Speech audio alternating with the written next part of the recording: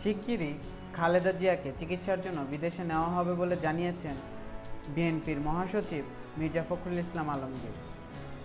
শুক্রবার সকালে রাজধানীর নয়াপল্টনে বিএনপির কেন্দ্রীয় কার্যালয়ের নিচতলায় দোয়া মাহফিল অনুষ্ঠানের প্রধান অতিথির বক্তব্যে তিনি একথা জানান।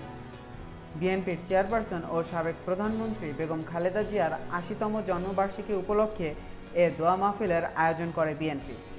বিএনপির চেয়ারপারসন বেগম খালেদা জিয়ার লড়াইয়ের বর্ণনা তুলে ধরে মির্জা ফখরুল বলেন, বিশ্বের কোনো নারী নেত্রী গণতন্ত্রের জন্য এমনভাবে লড়াই করেনি।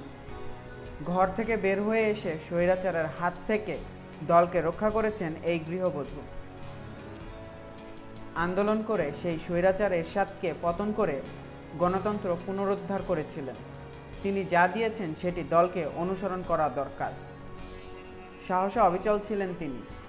নির্বাচনের পর জনগণের সরকার প্রতিষ্ঠা হলে আমরা সফল হব।